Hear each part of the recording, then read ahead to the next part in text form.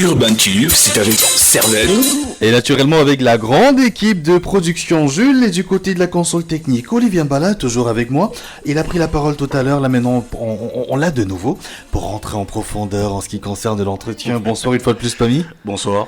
Première fois dans Urban Tube, comment tu trouves le cadre? Le cadre il est hyper agréable, vraiment c'est magnifique, on se croirait en plein Paris là.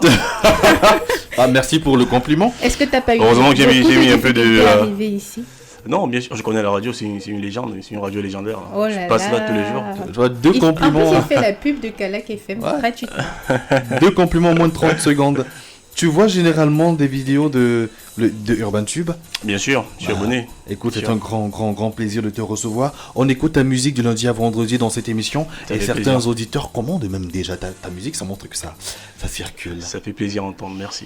Moulé Mamuto, c'est le titre de la chanson. Mais avant de l'écouter, avant même de parler de cette chanson, tu es le fruit d'un riche parcours, forcément. Et c'est important d'en parler pour le grand plaisir de nos auditeurs et surtout des téléspectateurs de Africa TV. Alors, la passion pour la musique, c'est important de le dire. Ça commence à quel moment donné ta vie?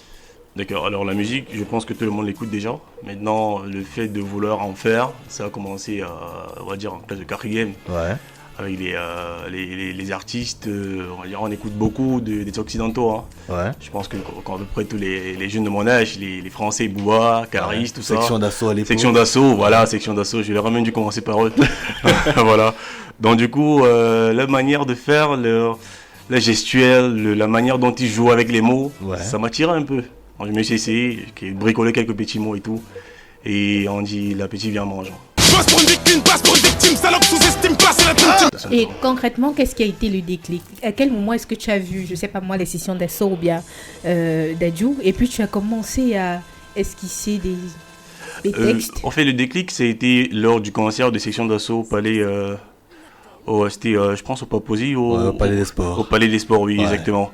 J'étais avec un frère à moi, et c'est lui qui m'a dit, bon, John, moi je te vois bien sur, voilà. Tu as l'air de bien aimer cette activité-là. Ouais. Non, essaye d'approfondir le truc, on sait jamais. Et c'est comme ça, lorsqu'on est rentré du concert, j'ai dit, bon, je vais essayer vraiment de faire quelque chose d'un peu plus sérieux au niveau des textes. Ouais. De structurer des couplets, des refrains, tout ça. C'était un peu banal pour un début, mais c'est là que ça commence en fait. Et là, tu nous dis que tu étais en classe de 4e. Oui, tout à fait. C'était en quelle année à peu près? T'as encore une idée de l'année? C'est 4e, c'était 4e, 2010, 2011, par là. 2010-2011. Peut-être parlons également de ton tout premier texte. Après l'événement de section d'assaut, le tout premier texte intervient combien de temps après? Le tout premier texte, alors la finition ou alors le début de l'écriture.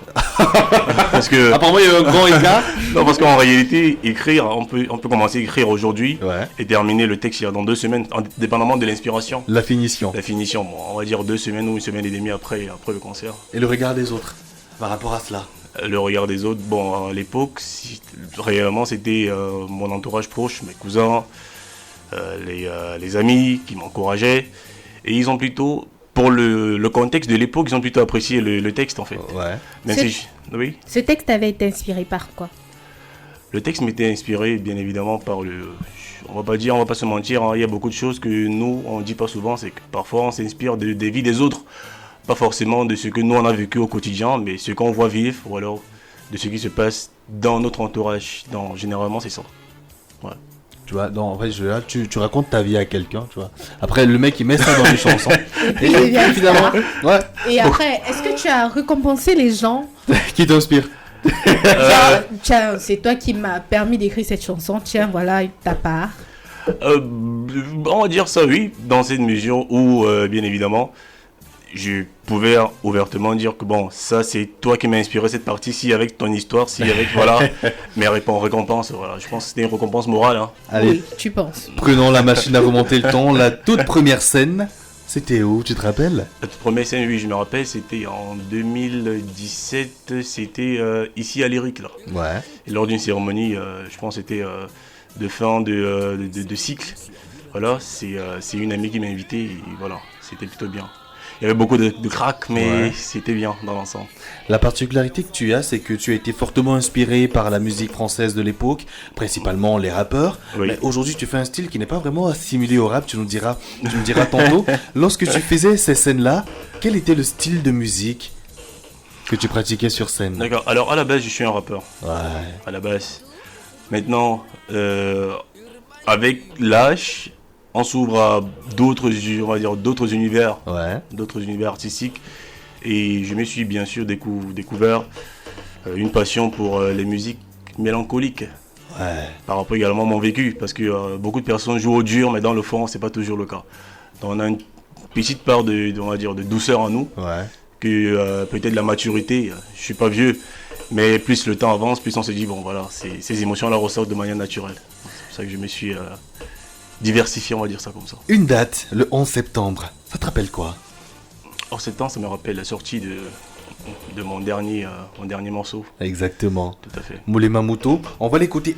Est-ce qu'on l'écoute avant de commenter? On commente avant d'écouter? Qu'est-ce que tu proposes? D'accord, alors chers auditeurs, nous allons tout de suite déguster le morceau Moulé Mamuto de l'artiste Pami. Voilà. Bonne dégustation. Moulé Mamuto, Moulé Mamuto, oh, oh, bébé Masmondo, yeah, je travaille beaucoup trop, j'ai plein de bobos. Moulé Mamuto, mesdames, messieurs, notre invité Pami, l'histoire d'une femme qui souhaite s'en aller du fait de ton absence peut-être, tu nous diras tantôt, ou encore à cause des handis. Mais ce qui est paradoxal dans la chanson, c'est que tu dis j'ai ma dignité, je ne vais pas te supplier entre guillemets, Oui. et en même temps tu dis également tu veux pas qu'elle s'en aille. Finalement, c'est quoi ton problème, Pami? Son problème, c'est qu'en même temps, il est fier, il se Ouais. rappelle qu'il est homme, mais en même temps, il y a son cœur qui lui dit frère. Bien sûr, c'est tout le monde, y compris les femmes, hein, Ouais. bien sûr, commençant même par les femmes. Tout le monde a une part d'orgueil en soi. Ouais. Voilà, donc même lorsqu'on a tort, ou même lorsqu'on a raison, on a parfois peur de se rabaisser du fait que voilà, on va se sentir diminué dans la relation, on va se sentir dominé et tout ça. Donc parfois, juste par orgueil, on se dit bon, comme c'est cuit, comme on dit chez nous. Bon. Ce titre-là, est-ce que c'est ton histoire? Sincèrement, oui. Comme je l'ai dit à la base, je suis un rappeur. Ouais. C'est mon premier morceau, Love, si on peut dire ça comme ça. Ouais. Donc c'est une histoire, c'est mon histoire que je raconte. Ouais. Donc du coup, ça m'a tellement été spécial que j'ai dit bon, pourquoi pas le mettre en musique en fait. Il a dit tout à l'heure que c'est lui qui est l'allégorie de la chanson. Qu'est-ce qu'elle a fait finalement? Est-ce qu'elle est partie ou elle est restée? Vraiment, dis-moi. Là, sincèrement, Ouais. elle est partie, Ouais. puis on s'est remis ensemble, puis on s'est reséparés. Vraiment, Fuis-moi, je te suis. vraiment, je comprends pas l'affaire. Et lorsque la chanson est sortie, est-ce qu'elle a su qu'elle t'a inspiré pour cette chanson? Forcément, Et quelle a été sa réaction? comme je l'ai dit, c'est une fille très très bon caractère, mais elle est un peu orgueilleuse quand même. Donc du coup, elle n'a pas réagi, mais je sais qu'elle a vu.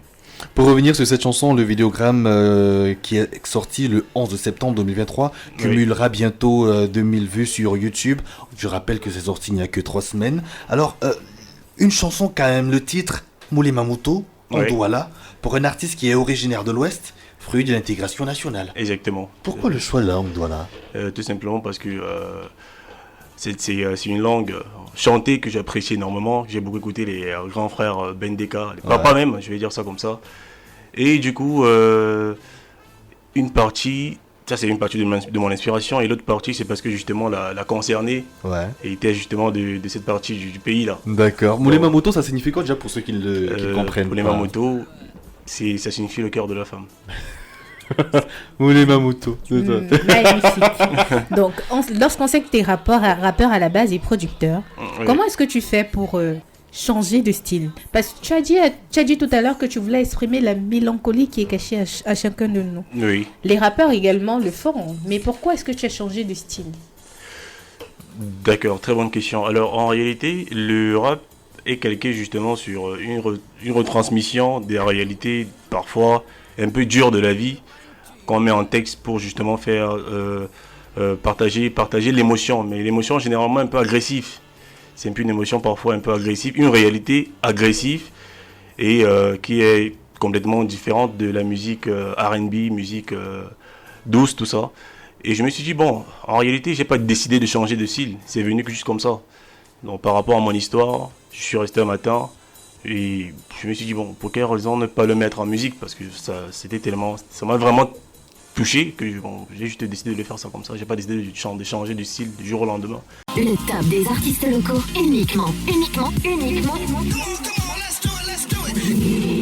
sur You Want You.